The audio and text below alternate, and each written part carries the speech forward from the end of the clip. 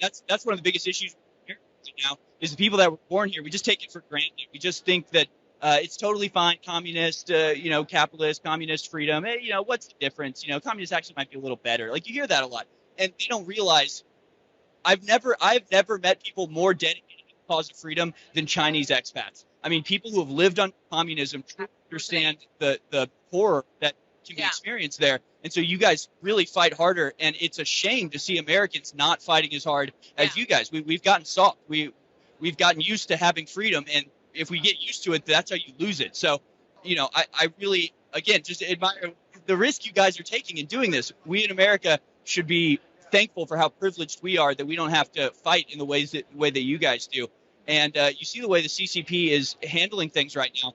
They're using the World Economic Forum, and the World Economic Forum is using the CCP as a model that they want to export to the rest of the world. And they're doing it. I mean, they're not asking permission. They're just doing it. And so if we have to stand up against it, we have to speak out against it. We have to let people know, make people aware that this is what's happening. And I've been reading you guys' literature and realizing just how thoroughly this is already being done in America. I mean, people have no idea how the effect that the CCP already having on American politics. And it's probably the biggest threat we face at this point, to be honest. And the Chinese Communist Party has gotten away with the greatest crimes against humanity the world has ever seen, from Tiananmen Square to the COVID lockdowns.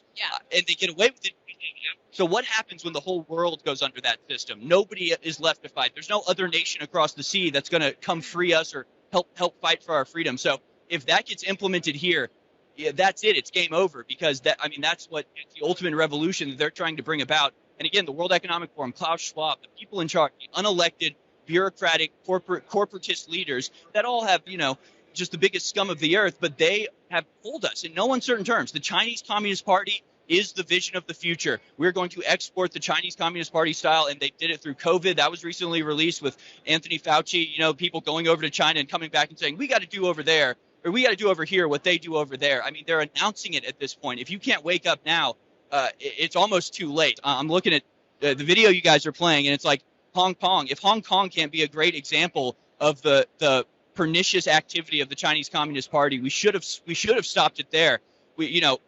I'm ashamed at the West not standing up for the Hong Kong protesters during that event, but Taiwan's probably next on the list, and it's just going to be a domino effect going down, and it's now or never, honestly. Absolutely, and you know what we say: today's Hong Kong, tomorrow's U.S. 100%, absolutely, and they didn't need to do it with tanks rolling in the streets. They did it with money. They did it with influence. They did it with threats. It is literally happening as we speak, and the academy is a part of it. The universities are a part of it. The politicians are a part of it.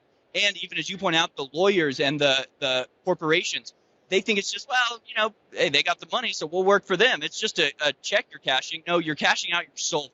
You're selling out the very thing that your forefathers fought for. How can you do that and still sleep with yourself at night? These people are evil, honestly. It's a spiritual battle, and the people standing up against China right now are clearly on the side of God, on the side of humanity, versus this technocratic monster that the CCP represents.